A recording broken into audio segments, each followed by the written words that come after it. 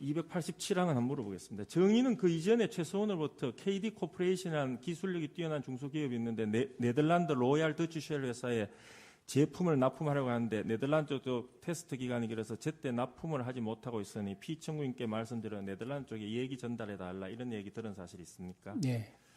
피청구인에게 이 얘기를 전달했습니까? 예, 전달했습니다. 그 전달했던 무슨 취지나 이유가 있었습니까? 본인 입장에서는 개별 기업에 대한 그런 얘기가 들어오면은 그 최수원의 얘기를 들어보고 정당하면 전달하고 정당하지 않으면 뭐 전달하지 않는다 뭐 그런 취지인데. 아니 근데 그 우리 중소기업이 외국에 아주 그 저명한 그 로얄 더치쉘 하면은 세계적으로 굉장히 큰 기업인데 이런데 납품할 수 있도록 도와주는 것은 발벗고 나서서 도와줘야 되는 거 아닙니까?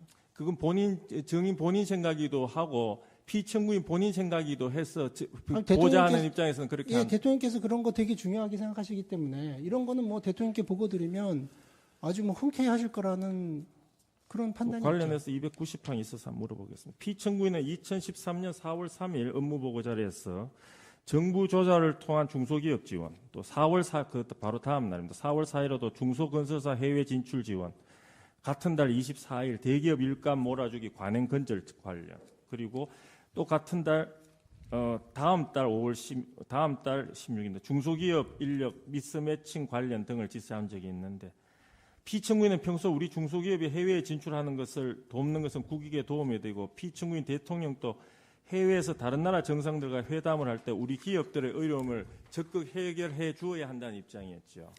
그렇습니다. 그러니까 그 대통령께서 중소기업 관련해서 중소기업의 해외 진출 이런 거에 대해서 얼마나 그 관심을 가지셨냐 하면 그 대통령이 해외 순방을 하시는 경우에 보통 그 경제사절단 이게 많이 이제 갔지 않습니까? 근데 우리 정부 이전까지는 역대 정부에서는 다 경제사절단을 특히 이제 그 경제단체장들, 그 다음에 대기업들로 주로 이렇게 하고 중소기업에서는 아주 그 중소기업 대표적인 이렇게 몇 개만 이렇게 하는 경우들이 그동안 쭉 그래 왔습니다. 근데 대통령께서 처음에 그 해외 순방 할 때 그 경제사절단 이런 게 모을 때 경제사절단 이제 선정할 때 중소기업들을 많이 넣으라고 이제 따로 특별하게 이제 지시를 하셨고 거기에 대해서 당시 이제 경제수석실에서는 이게 사고가 많이 날 수 있다. 왜냐하면 중소기업들 별별 기업들도 다 있는데 여기서 대통령하고 같이 간 경제사절단 이렇게 되면은 거기가 이제 우리 정부가 굉장히 인정해주는 이런 식으로 느낄 텐데 여기서 만약에 별로 이렇게 신뢰성이 높지 않은 중소기업들이 혹시 무슨 이제 사고를 친다든가 이런 경우에는 정부가 그 위험성을 다 뒤집어 써야 되기 때문에 이건 좀 곤란하다라고 경제수석실에서 그때 의견이 올라왔고 대통령께서 그래도 이렇게 좀 해봐라 라고 계속 하셨는데 아니 이게 좀 되게 위험성이 높다라고 여러 번 그 얘기가 왔습니다. 그래서 그거는 이제 결론적으로 대통령께서 화를 내시면서 무조건 해라 이거는. 그래서 이제 강하게 지시하셔서 그때 우리 정부 들어서 매번 그 해외 순방 때마다 그 같이 참여하는 경제사절단이 매번 사상 최대예요. 매번.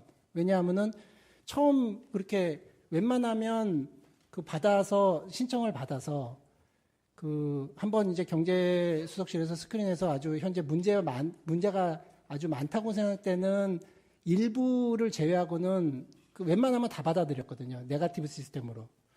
그러니까 이게 처음에는 이렇게 이거 관련해가지고 신청하는 중소기업들이 그렇게 많지 않았는데 해를 거듭할수록 이게 이제 많이 알려지게 된 거예요. 그리고 갔다 오면은 실제적으로 경제사절단에 중소기업이 가가지고 같이 가가지고 하는 경우에는 중소기업들한테 가장 부족하고 간절한 부분 중에 하나가 신뢰성이거든요.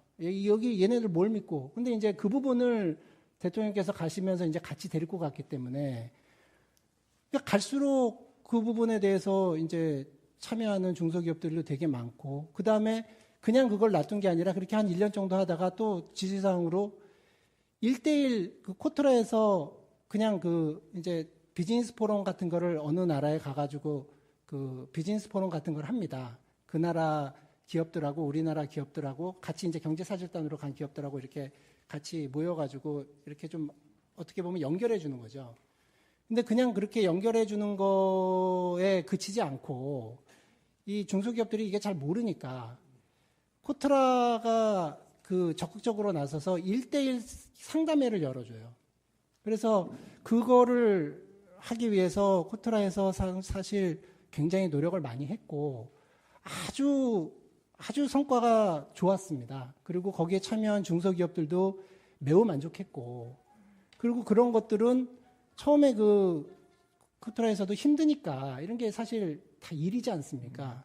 힘드니까 처음에는 되게 좀 여러 가지로 힘들어했는데 우리 기업들 도와주는 거고 우리 기업들이 그거에 따라 가지고 성과가 나고 많이 그러기 때문에 그쪽에서도 굉장히 아주 어떤 사명감을 가지고 그리고 성취감을 가지고 열심히 일을 했고 그 정도로 이제 중소기업들이 외국에 나가는 거 이런 부분에 대해서 굉장히 신경을 많이 쓰셨고 그다음에 정책을 추진하는 데 있어서 경제수석한테 지시하신 제가 그건 명확하게 알아요. 어떻게든 우리 경제가 지금 대기업 중심 경제이기 때문에 수출이나 이런 거에서 중소기업이 참여할 수 있고 중소기업의 포션을 어떻게든 늘리는 쪽으로 그 추진하라라고 지시를 하셨고 제 기억으로는 제가 경제 쪽에 정확하지는 않지만 2013년, 2014년, 2015년, 2010년 매해 가면 갈수록 그런 노력의 결과 중소기업 우리 수출에서 아마 확인해 보시면 중소기업이 차지하는 포션이 점점 늘 거예요. 그게 이제 우리 경제 구조가 바람직한 방향으로 조금씩 바뀌는 부분인데 그거 그냥 내버려 둔다고 그렇게 되지 않습니다. 국가 지도자가 강력한 의지를 가지고 그 부분에 대해서 이렇게 챙기고 계속 쪼고 그렇기 때문에 그게 가능한 거지. 그리고 지금 우리 정부 들어와서 창조경제가 이제 핵심이 중소기업들이기 때문에 창조경제혁신센터도 17개 시도에 그거 만든 거 아니에요?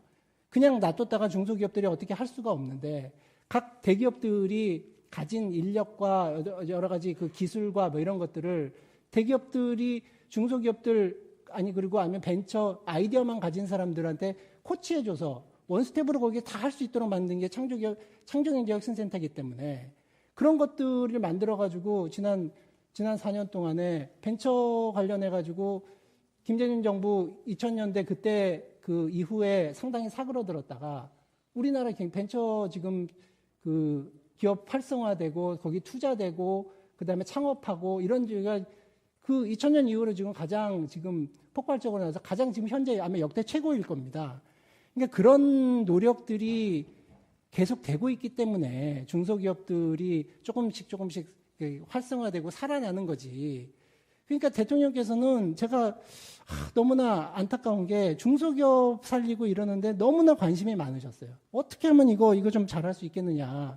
그래가지고 맨날 안종무수석 쪼고, 그러니까 경제수석 쪼고, 뭐 누구누구 쪼고 그런 경우들이 제가 옆에서 그거는 명확하게 경험하고 대통령의 의지와 철학과 이런 것들을 잘 알기 때문에 제가 어디 가서도 자신 있게 얘기할 수 있습니다. 그 부분은. 291항은 생략하도록 하겠습니다. 294항 물어보겠습니다. 최서원이 정인한테 KD 코퍼레이션이 대통령 해외 순방 시 경제사절단에 참여할 수 있는지 알아봐 달라고 한 사실이 있습니까? 네, 있습니다. 피청구인한테 정인이 이걸 보고했습니까? 대통령께 제가 보고를 드렸는지는 정확하지 않은데 아무튼 그러니까 그러니까 중소기업이 그 경제사절단에 참여하는 문제는 아까도 말씀드렸지만 신청하면 특별한 하자가 없으면 다 되는 겁니다. 그러니까 이게 경제사절단에 참가했다고 특혜를 준 게 절대 아니에요. 아마 조사해 보시면 어느 기업이고 중소기업에서 신청했는데 퇴짜 받은데 없을 겁니다. 그러니까 만약에 퇴짜 받았으면 거기가 지금 뭔 문제가 있는 기업이에요. 정의는 안종범 경제수석에게 KD 코퍼레이션의 경제사절단에 포함될 수 있느냐고 물어본 사실이 있습니까? 예, 있습니다. 요거는 피청구인을 거치지 않고 바로 물어봤네요. 그러면 요거는. 그러니까 그거는 그냥 제가 안정범 수석한테 물어봤을 때 안정범 수석도 당연히 된다. 왜냐하면 그건 신청하면 다 되는 거니까. 297항을 생략하도록 하겠습니다.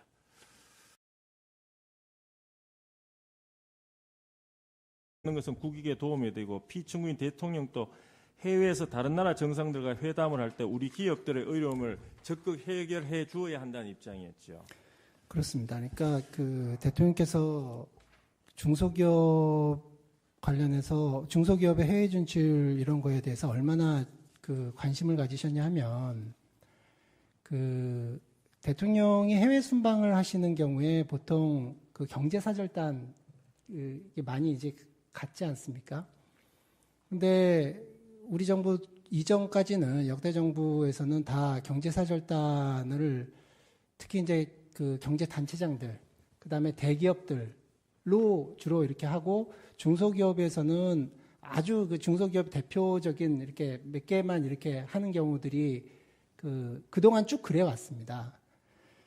근데 대통령께서 처음에 그 해외 순방 할 때 경제사절단 이런 게 모을 때 경제사절단 이제 선정할 때 중소기업들을 많이 넣으라고 이제 따로 특별하게 이제 지시를 하셨고 거기에 대해서 당시 이제 경제수석실에서는 이게 사고가 많이 날 수 있다. 왜냐하면 중소기업들 별별 기업들도 다 있는데 여기서 대통령하고 같이 간 경제사절단 이렇게 되면은 거기가 이제 우리 정부가 굉장히 인정해주는 이런 식으로 느낄 텐데 여기서 만약에 별로 이렇게 신뢰성이 높지 않은 중소기업들이 혹시 무슨 이제 사고를 287항은 한번 물어보겠습니다. 정의는 그 이전에 최소원으로부터 KD 코퍼레이션이라는 기술력이 뛰어난 중소기업이 있는데 네덜란드 로얄 더치쉘 회사에 제품을 납품하려고 하는데 네덜란드 쪽 테스트 기간이 길어서 제때 납품을 하지 못하고 있으니 피청구인께 말씀드려 네덜란드 쪽에 이 얘기 전달해달라 이런 얘기 들은 사실 있습니까? 예. 피청구인에게 이 얘기를 전달했습니까? 예, 전달했습니다. 그 전달했던 무슨 취지나 이유가 있었습니까? 본인 입장에서는 개별 기업에 대한 그런 얘기가 들어오면은 그 최수원의 얘기를 들어보고 정당하면 전달하고 정당하지 않으면 전달하지 않는다 뭐 그런 근데 취지인데. 우리 중소기업이 외국에 아주 그 저명한 로얄 더치쉘 하면은 세계적으로 굉장히 큰 기업인데 이런데 납품할 수 있도록 도와주는 것은 발벗고 나서서 도와줘야 되는 거 아닙니까? 그건 정인 본인 생각이기도 하고 피청구인 본인 생각이기도 해서 보좌하는 입장에서는 그렇게 예, 대통령께서 그런 거 되게 중요하게 생각하시기 때문에 이런 거는 대통령께 보고 드리면 아주 흔쾌히 하실 거라는 그런 판단이 관련해서 290항이 있어서 한번 물어보겠습니다. 피청구인은 2013년 4월 3일 업무보고 자리에서 정부 조달을 통한 중소기업 지원, 또 4월 4, 바로 다음 날입니다. 4월 4일에도 중소건설사 해외 진출 지원, 같은 달 24일 대기업 일감 몰아주기 관행 건절 관련, 그리고 또 같은 달 다음 달 16일인데 중소기업 인력 미스매칭 관련 등을 지시한 적이 있는데 피청구인은 평소 우리 중소기업이 해외에 진출하는 것을 친다든가 이런 경우에는 정부가 그 위험성을 다 뒤집어 써야 되기 때문에 이건 좀 곤란하다라고 경제수석실에서 그때 의견이 올라왔고 대통령께서 그래도 이렇게 좀 해봐라 라고 계속 하셨는데 아니 이게 좀 되게 위험성이 높다라고 여러 번 얘기가 왔습니다.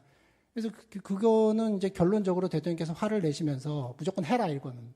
그래서 이제 강하게 지시하셔서 그때 우리 정부 들어서 매번 그 해외 순방 때마다 같이 참여하는 경제사절단이 매번 사상 최대예요. 매번. 왜냐하면은 처음 그렇게 웬만하면 신청을 받아서 한번 이제 경제수석실에서 스크린